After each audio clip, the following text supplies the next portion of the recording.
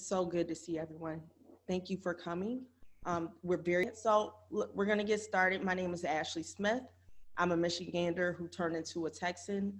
I'm also known as Ashley CTX Realtor of Noble Group Realty. Um, Noble Group Realty is an amazing brokerage firm. We have our own funding. We have our own title. We're veteran and minority owned. I'm a second generation realtor. My mother's a realtor. Um, I also, take real estate very serious, do several classes, military relocation professional, short sale and foreclosure. I recently graduated from Liberty University with an MBA, concentrating in marketing. I'm also a graduate of Central Michigan University, where I completed my undergraduate. I'm an 8-year Army veteran, 5-star ranked on Facebook, and I am looking to help with any residential or commercial needs, from getting finance all the way to closing, property management.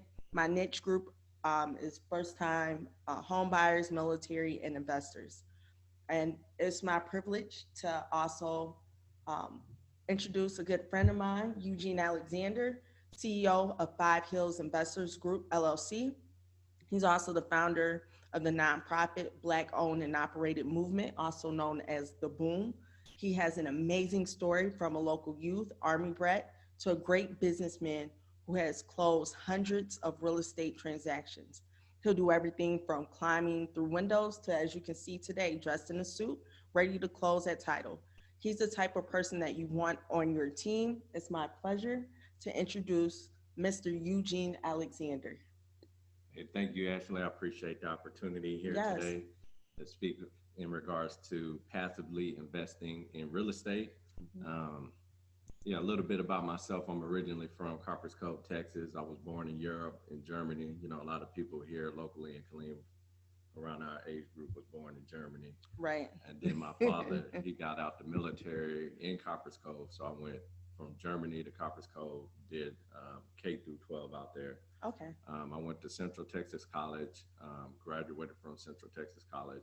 I did transfer and went to McLennan Community College in 2007 to 2008. Okay. That's when I took my real estate classes, and then I took my real estate exam in 2010, and I was a licensed real estate agent. So I did get the knowledge and the education. However, I wasn't as cold as you in the real estate. Man, thank you. When I was an agent, I didn't sell a house. So, I did go, I got the education, and then I got into wholesaling, and that was in 2016. That's when I connected with a mentor, and he really pushed me to take action, and I've been rocking and rolling ever since. That's a really awesome story. So, you had the background of a real estate agent. So we're very good at promulgated forms. And that's just a form that's pretty much, it has the majority of it filled out, but you have to make sure that you fill in the blanks. So it's important that you already had that background and knowledge of real estate. And then how do you think that helped you with your first transaction as a wholesaler? To be honest, it really didn't help as much, it's because real estate investing and wholesaling is, like apple and oranges in Absolutely. a way. It's just, real estate's so broad. Mm-hmm. But, I had the leadership, and Right. I had the skill set from customer service and sales background, because I used to work for Sprint and Capital One. Okay. So I already know how to speak and take action.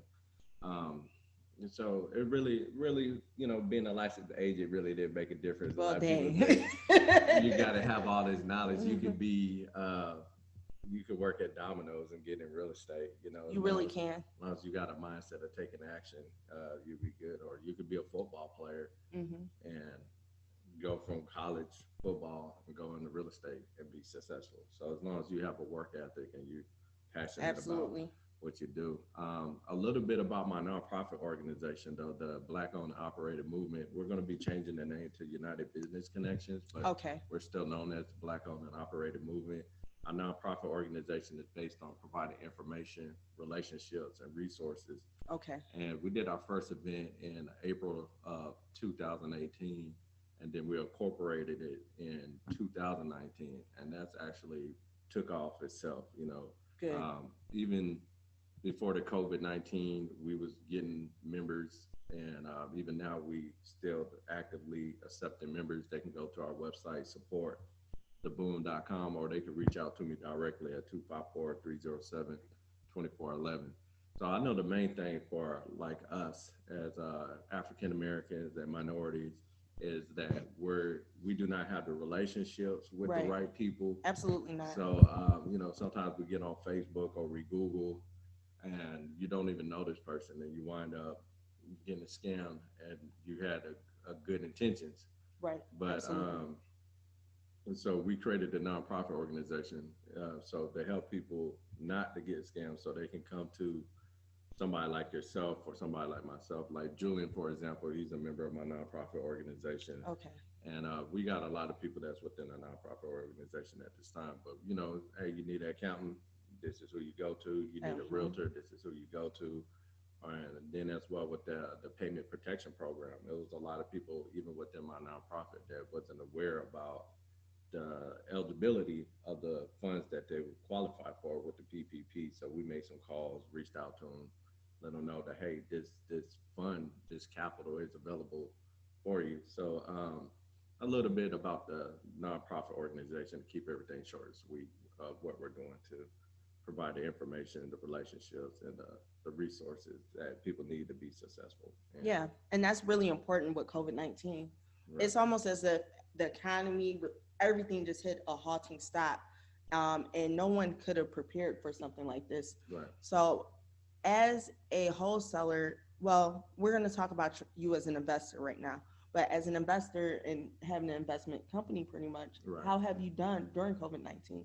Well, actually, my business is actually booming, is what we say within our nonprofit organization. But yeah, I actually already made more money this year than what I did last year. So the COVID-19 is actually helping, because there's a lot of homeowners right now that have depreciated liabilities in regards to the house. Absolutely. It's, divorce. I mean, the house, if it's sitting there vacant, it's depreciated. It's subject to vandalism, squatting. You're paying taxes on a property that's not even making you any money. Right. And now, due to the COVID-19, a lot of people need that capital available. So they're selling a lot of these houses at a rate where we can buy it at and turn it around. And so it's been working out really good.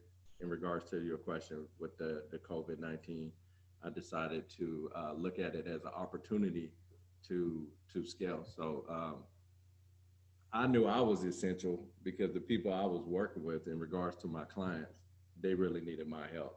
So regardless and I understand, because I had some people PCSing here, coming, if you're not military, going from military base to military base.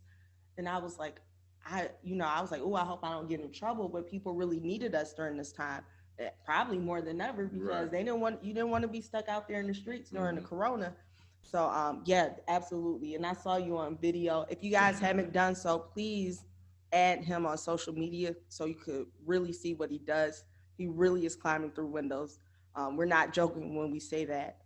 And then you tell me how you went from how your first wholesale / investment went. Tell me about that process. All right. So, I mean, I was really just driving in the residential area with 9 out of 10 we do every day. And I seen a distressed property, reached out to the homeowner, and assigned my interest over to the end buyer, and I got paid $5,000. That's nice. For connecting that transaction. Okay. Together. And you did it as Five Hills? No, I did it in my name. My first one I did was in my name, Eugene Alexander. So a lot of people have misconception that you have to do it in a LLC or S Corp corporation or DBA, and that's not true. If you go buy a house right now, you can buy the house in your name right now.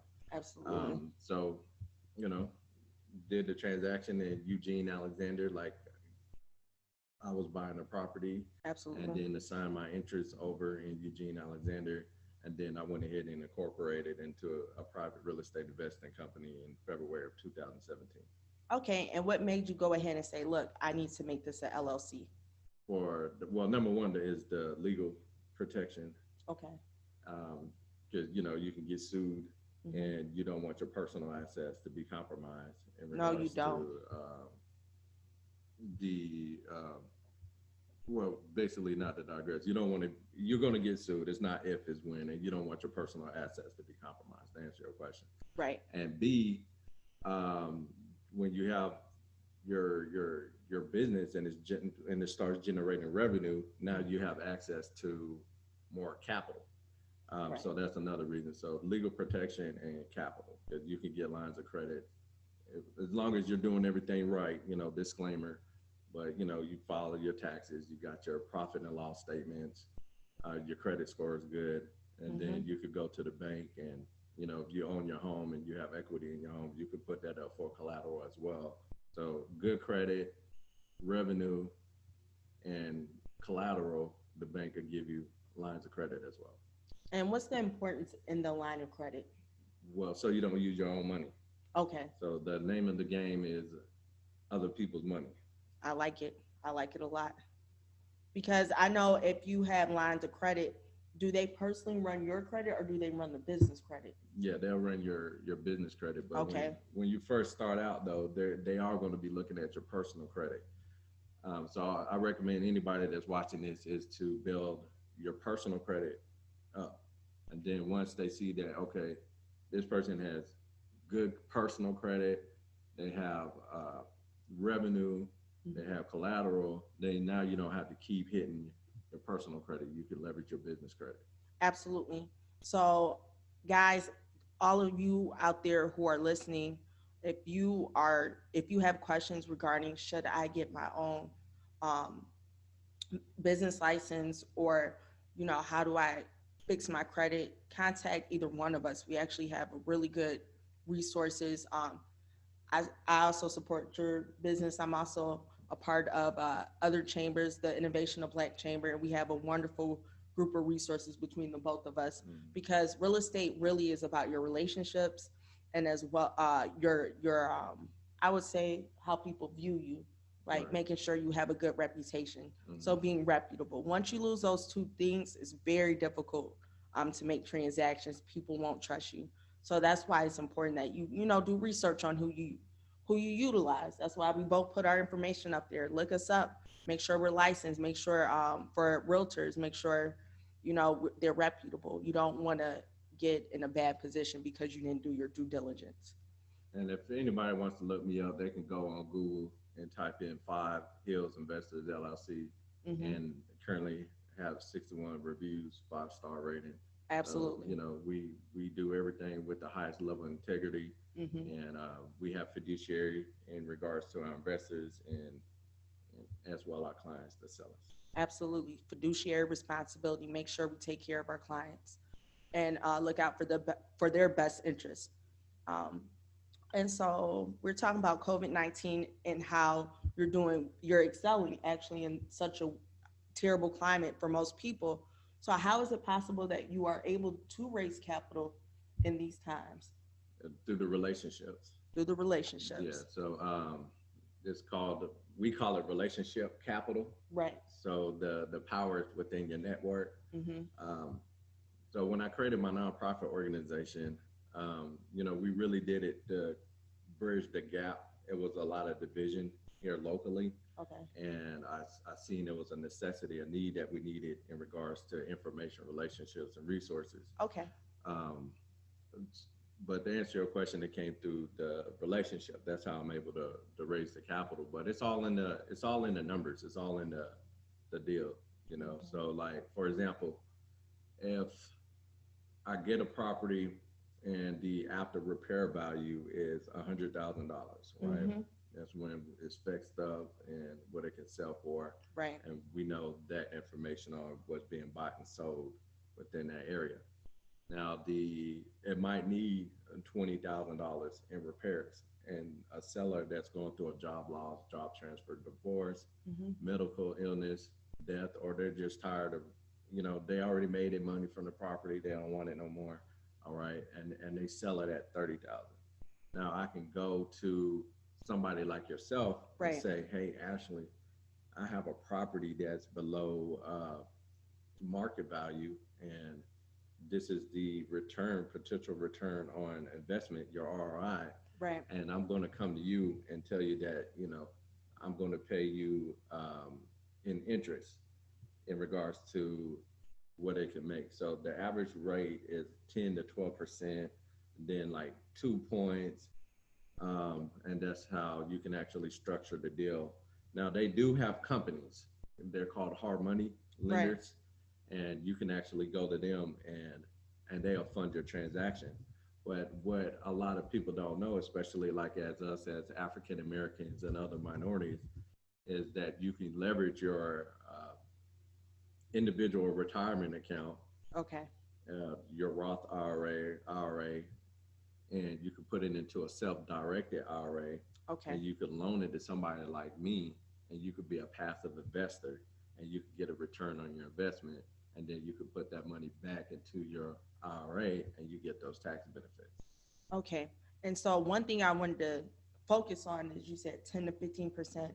If you guys research your bank and see what your interest rate is on any account, money market account, your regular savings account is 0.09, you're not even making 1% of your own money. Did you want to pull it up on Google real quick? You know what, let me pull it up so you guys can see for yourself. So let's see. Most of us are military, so I'll look at like Navy Federal interest rate on account. So for your free everyday checking is 0.05. Flagship checking, where you could have up to $10,000, 0.35. You have $25,000 and above in an account, you get 0.45. Not one, not two, 0.45. So really make your money work for you. If you have it in the bank and you can invest it and you're getting 10, 15% back, that's a way better investment than 0.05. But let's say worst case scenario, what would that be for the investor? Well, whatever we agree at, Okay. So it could be 10%, it could be 12%, 15%, 25%. It just depends on whatever you agree at. Okay. So that's way better than you're not giving 1%. No, not doing 1%. I mean, pretty standard. Even if you was to go to a company, it's 10 to 12%. Okay. Then you pay your points. But this is giving the everyday person the opportunity to invest passively to make their money move. So we obviously see there that your money that's in the bank account is not doing anything for you. You could take that money, put it into an IRA. They have a company called Quest IRA that's based out of Houston, Texas, and they have offices like in Austin, Texas, Dallas, Texas, and they can actually take that money that you have in your savings account and put it into a individual retirement account for you. And they're a reputable company, and you can go to them and they'll help set that up for you. Okay, so you utilize your IRA, and you said there's tax benefits for that? Right. So like if you take your money out of a IRA premature, then you could be penalized, but you can loan your money out to real estate purposes and not be penalized on that transaction. Okay. Because I know if you take it out early, then you get a heavy penalty. Another thing is we have a lot of military people like yourself, your father, me as a veteran. What about the TSP, the Thrift Savings Plan? Is that an option? Yeah. Now, I do recommend for you to contact whoever's in charge of the Thrift Savings Plan. That's my disclaimer. Do your due diligence. But, with my understanding and knowledge, you can borrow against that. Now, you will have to pay taxes or whatever on that, right? But in my opinion, if I need money like right now, and if I have to pay 20 to 30% on the taxes, and so basically I make 70 cents on a dollar. Now that 30% is, you got to pay taxes on that. It's still 70% that I have. So you're still in the green. You're still making income. Yeah. So as long as you with my understanding, you have to pay like an interest rate on that. I'm not aware of how long they give it where you have to pay it back. But if you could borrow against it, and they say, hey, you have 1 to 5 years to pay this money back. I mean, to me, that's a steal. Yeah, it's still a positive outcome. Yeah, because you could take your money and you can keep it moving. So like right now, where I'm at, I'm doing like on average like 4 to 8 transactions a month. Okay. So just imagine if you're making an additional $4,000 a month from passively investing. Right. Now I know to the average person making like an extra $4,000 a month, that's not a lot of money. Yes, it is. To the average person, $4,000 extra a month, they're okay with that. Yeah. Well, all right. Well, I had that objection, but it's like $4,000. That's not a lot of money. I was like, well, if you do 4,000 times 12, that's $48,000 in a year. Yeah, I'm not like them. I take $10 extra. I don't get it. Yeah. I don't understand. Yeah. No, it's just like sophisticated, accredited investors, they want a higher return. So some say yes and some say no. It just depends where you're at. But like somebody like me and you, if I don't have to crawl through no windows, absolutely not, and jeopardize my physical health. And all that I have to do is just loan the money out. That's a pretty good deal. And I think we will all agree on that. Yeah, in my opinion. Yeah, I completely agree with that. So, this is a great program and opportunity for those with IRAs. So those who are retired, our military veterans, those who are still active duty, this is a good opportunity for you as well. Teachers, hospital workers, because your 401k money is there. But other people utilize our money to become wealthy, and they give us 1%, less than 1%. That's exactly what they're doing. They're taking your money, investing, and like for somebody like me that's crawling through the windows, I'm get majority of the profit. I mean, people understand that, but you know me and I know you. But the people that's managing your 401k, you don't know who that person is behind the scenes. Absolutely not. And they're giving you a 1% return with your money. It seems unfair and unbalanced. Yeah, it is. But we don't know what we don't know. This information is not being shared with us. So that's I think that's great that we have the innovation of Black Chamber of Commerce right now. And we have my nonprofit organization. So we're really like targeting our target market group. Sure. So we can provide this information because, I mean, a lot of us are first generation entrepreneurs. Yes. Now, I do want to correct something. Like I'm not prior service. My family's prior service. Right. Isn't your father? Yeah. Your father's military. You're the child. But what I was saying is that you are invested in the military as a community member, just like I'm invested. Just as a veteran, you want to see the best in the military and in the country. And especially us as minorities, we want to see, once you learn something, I feel like it's our responsibility to share it. Right. Some people get information and they keep it to themselves. And I don't know the benefit of it, because if we have more capital, we're able to hit larger buildings and get larger return on our income. So I'm a big advocate of sharing the knowledge you have. It's only going to help the community, which will individually help us. So I think that's a really, really great thing, because something like this can create generational wealth. Someone may say, oh, it's only $4,000. Well, that in a year you pay for your child's college, especially if you put in the correct fund. So this is life-altering, life-changing information. And then, like you said, another thing that just came to my mind is, what if you don't sell the home? What if we invest in it in the home? It's difficult to sell. All right. Well, what happens is it's called, you will be in a first lien position. Okay. So you can actually foreclose on me and you can have the property.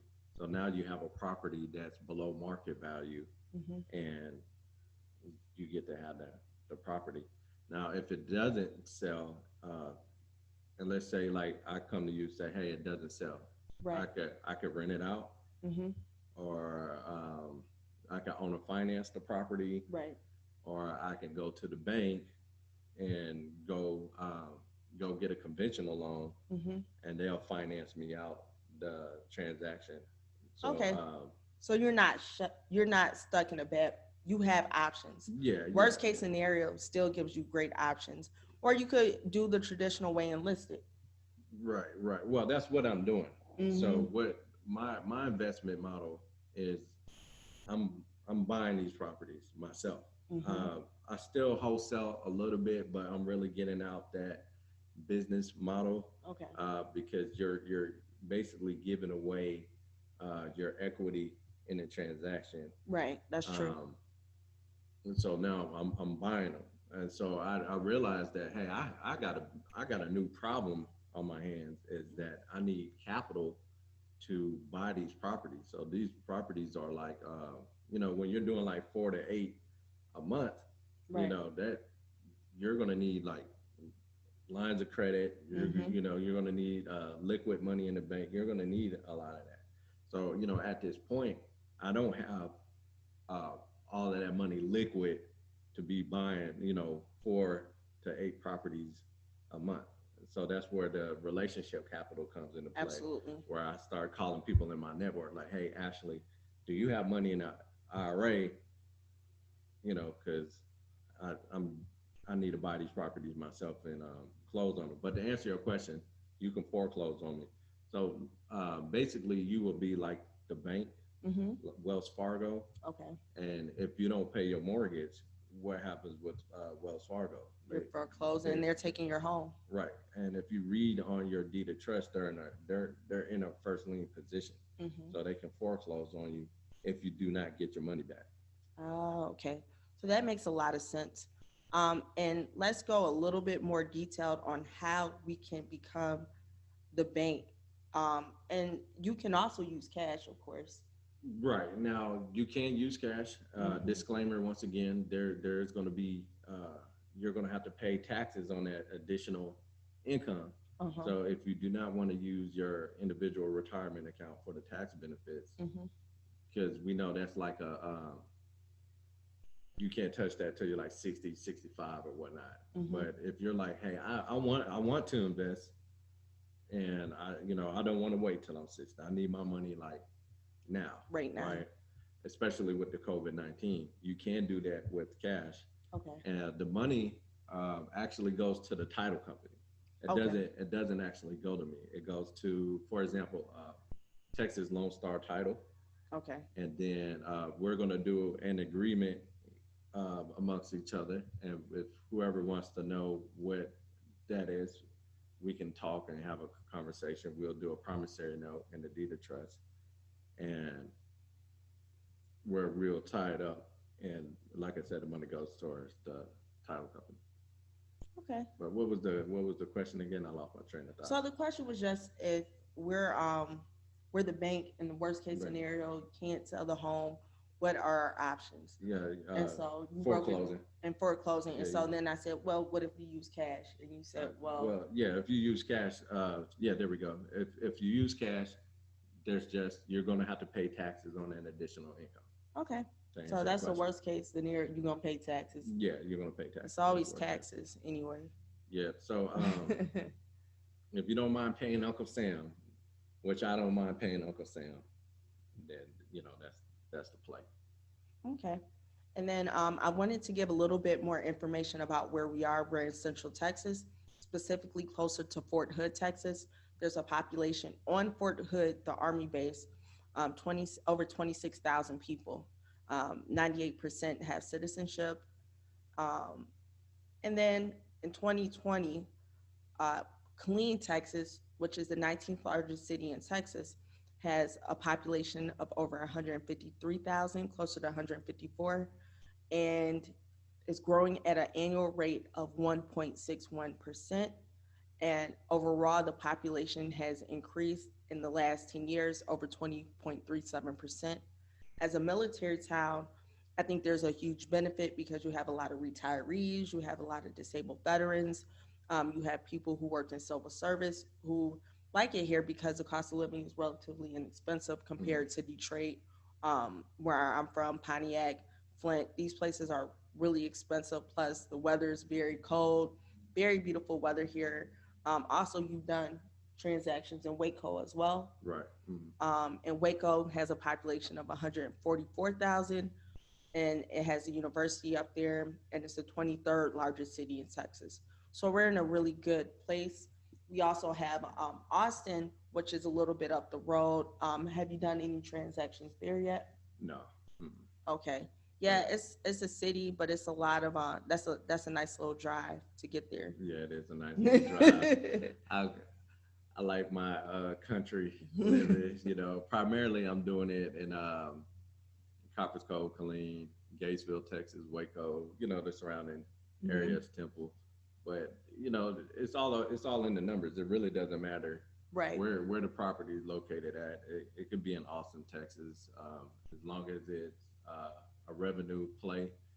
But you know, we'll buy it hands down. You know, Columbus, Georgia. You do it in Columbus, Georgia. I was stationed there, good old Fort Benning. Yeah, that's the next move for me. I'm going to be out there in Columbus, Georgia, and set up an office out there, and I'll be commuting via plane between Columbus and Killeen. And you think there's great opportunity out there in Columbus? Yeah. Okay. Definitely going to be out there. In regards to our business model, our turnaround is like 14 to 90 days. And I say 90 days just to give myself some room, just for example, if the market shifts or anything. Right. But on average, we're closing deals within like 14 to 45 days. Wow. So ROI of less than 90 days will stay at that's pretty good. Yeah. That's pretty wonderful. So your money is not going to be tied up long at all. To be honest, nine out of 10 is going to be a 14 to 45 day turnaround. Okay.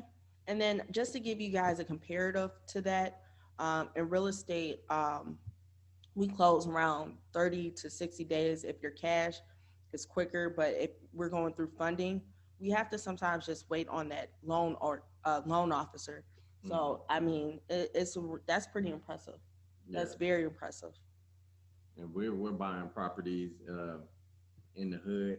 Okay. You know, so for example, I had a house I bought for $5,000.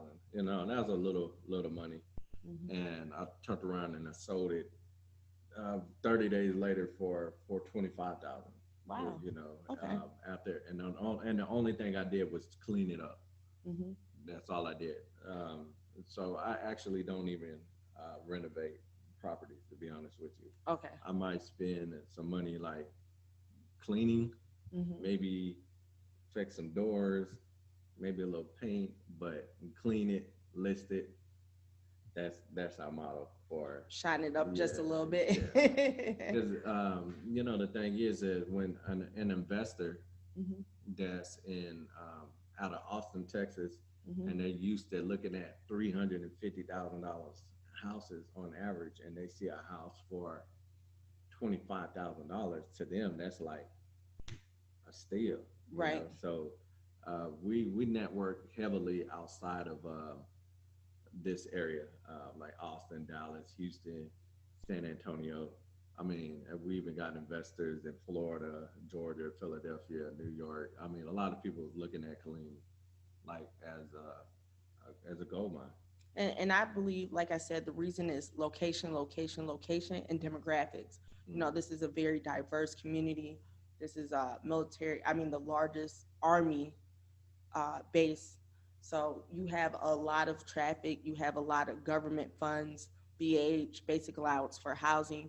So it's a really great place, especially young soldiers looking to using your BAH to become an investor. Let the Army pay for um, future income, because regardless, you will get out the Army one day if you want to or not. Right, exactly. So, I mean, you can use your thrift savings plan. You can borrow against your 401k. Right. Your house is paid off. You can do a home equity line of credit, and you can leverage that and invest in real estate. So, you know, the main thing is trust, the relationship, and you know, you want to make sure that person actually knows what they're doing. So my primary demographic in regards to investors are business owners, real estate professionals, and retirees. Okay. They don't want to climb in through windows. They this is their nest egg, and they want to invest it so they can get a return. And it's somebody that's in one of my real estate groups that took $40,000. That was their nest egg to invest. They didn't want to leave it in the bank, and they turned $40,000 into $1 million. Okay, that's wonderful, because they would have made what, less than $400. Yeah, they would have kept it. Right. And they would have kept it in the bank. You don't have to leave it in a CD. You know, a CD. Right. You leave it in there for 10 years. What you get $4,000 over that. I'm not for sure the exact numbers, but right, that's still not big. You know, you can literally loan your money out, and within 10 years, that 40,000 can be $1 million, as long as you're working with somebody who's actively investing in real estate. You know, yes. So it's like, boom, I pay your money back, and you say, okay, let's what's the next deal? So recently, I just closed 3 properties with a new investor. Nice, very good, awesome. He's a comedian locally here, and he deals with a lot of big name celebrities. Not to speak their name, but we're looking at. I know who you're talking about. we're looking at converting celebrities, because you know everybody got hit with the COVID-19. Yes, so, everyone. I don't care who you are. Yeah, everybody's thinking differently now. You know, and so now he's going to go back to his clients and say, you know, have you thought about investing in real estate? So I think that would be I know that would be a better play like this here, and have some celebrities in there. It would be really awesome. It definitely would. Celebrity helps with branding and marketing. Everything in business, you know, we're always evolving. How do we become better? So it's very important that we always, you know, step it up a little bit. Right. And when you do the work, you'll be surprised where you can go. So you have anything else you would like to say? Because then I'm going to open the floor for questions. No, I'd rather the questions be asked. Okay. And we can get to the meat and the bones on it, you know. Right. And guys, don't make sure you're hard on him.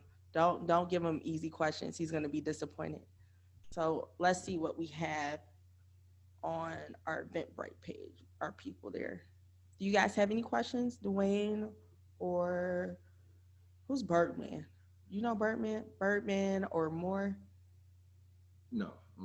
I don't know Birdman. Maybe it's the real Birdman. Okay, you guys don't have any questions? And there's a Q&A box. You could drop your questions there. I see people on Facebook. Hey, how you guys? We're on multiple platforms. Right. We're trying to be like CNN. We have any questions on the book? Yeah, and then he has his page open. I have mine. We're cross branding, trying to get more people. Hey, everyone who's on my page as well. One comment. Sorry about that. Let me turn this down. No questions? They don't have any questions over there? All right, so here we go, Mr. Birdman. What is the minimum initial investment? $10,000. Sorry, my phone's loud.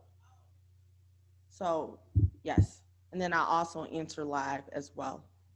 So yes, $10,000 minimum. No. Do they have any over there? Is there any questions, Facebook? Is there any questions? Questions or even comments? Any comments? I see my friend Chris. Hey, Chris, how you doing? That's my brother. Let's move, Killeen. Let's move. Let's move. All right. So yeah, $10,000 the minimal Okay. investment, and like I said, we're doing 14 to 90-day turnaround, secure buy real Mm-hmm. estate. You can borrow against your 401k. You can borrow against your thrift savings plan. You can use a home equity line of credit, Okay. or if you had the money liquid and you wanted to invest, you can actually do that too. So a lot of people have to when they come to me, Mm-hmm. I'm more even though it's a private investing Mm-hmm. company, Sure. private real estate investing company. I'm also like a consultant. Okay. So some people they want to invest passively, but they might want a rental property. Right. And I can help them with that too because we get discounted properties at a good rate. Even though they need repairs, that's why they selling them at a discounted rate, 9 out of 10.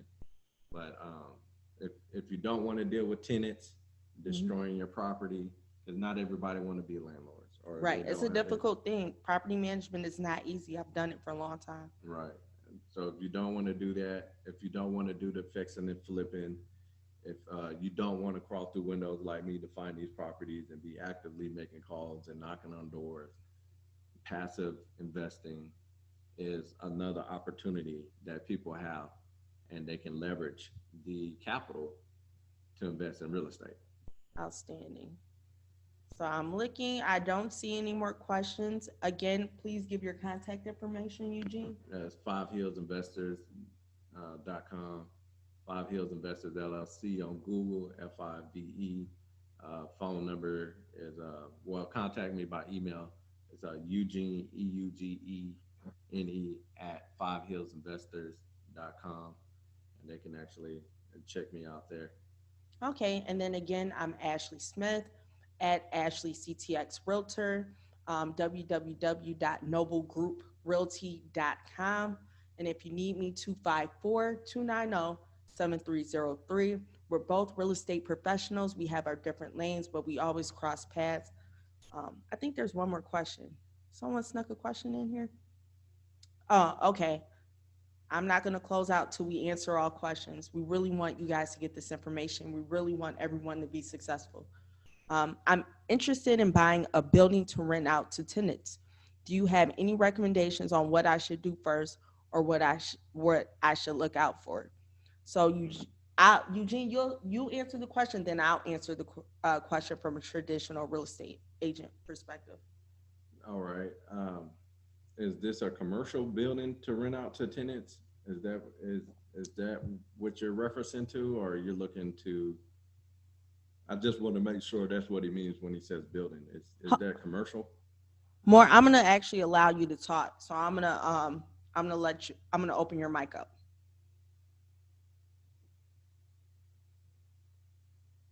I can't hear you. Can you hear me, sir?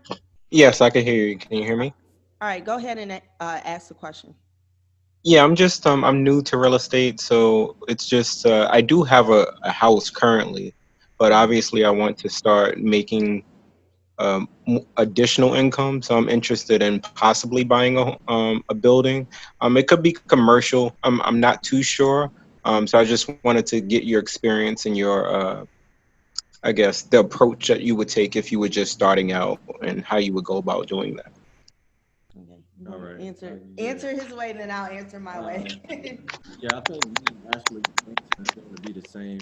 Hmm. I would reach out to a trusted real estate professional to help you in regards, because you don't want to overpay for something and do the negotiations on your own.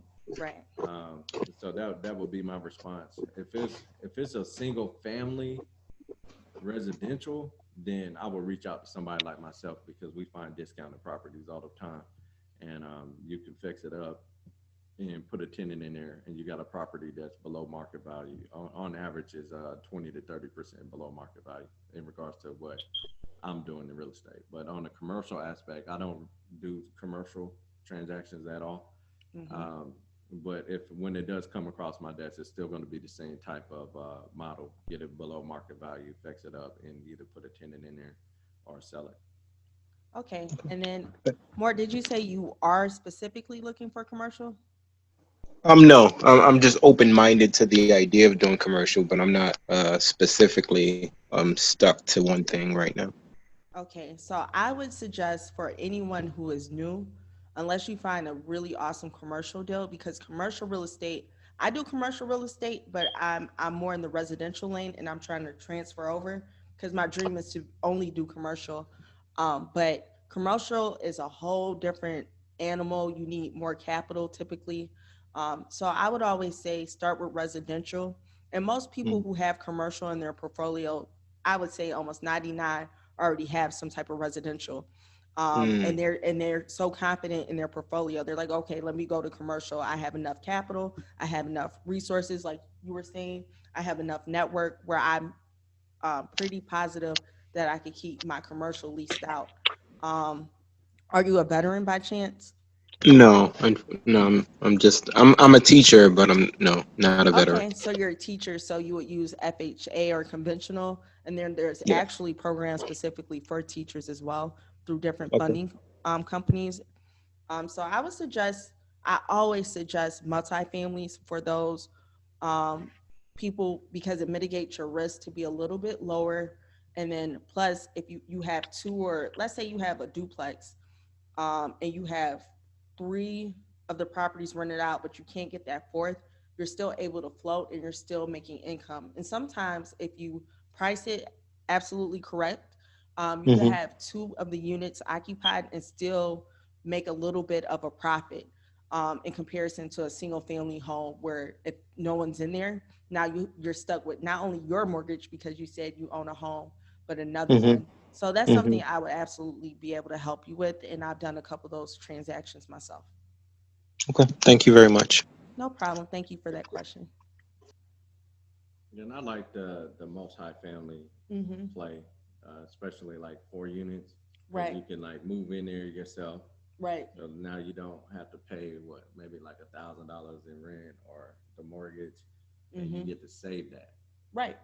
So that if you live in there for 5 years, you just save. You know, So much money. yeah, and Even if you only pay $500, 500 times 12 is what, 6,000? yeah, yeah. 6,000 times 5 is $30,000. And so that's money in your pocket. But honestly, another thing I'm just going to say, when you invest in real estate, the best part about it is the depreciation value you get for the tax benefits. Mm-hmm. When you invest in real estate, your biggest benefit in both of our opinions would be the tax sheltering and the tax benefits. So please do your due diligence, but really set yourself up where it's not just the income you're generating, but because you created the correct shelter, now you have great tax benefits. Okay, I think I have another question. Let me see. Okay. Any more questions? I don't see any. Um, so I think we'll conclude. We don't want to hold your time up. We will be having another one of these discussions next month. I'll put out the information. Guys, make sure you like us on Facebook, like us on Instagram, follow us, and stay focused because we really want to do this at least once a month. Ready, fire, aim, invest in real estate today. Thank you for your time. I appreciate you and have a wonderful day. Thank you for the opportunity, Ashley. Really appreciate Absolutely. you, sister. Give me a handshake during Corona. The Corona. All right, guys. We'll see you later.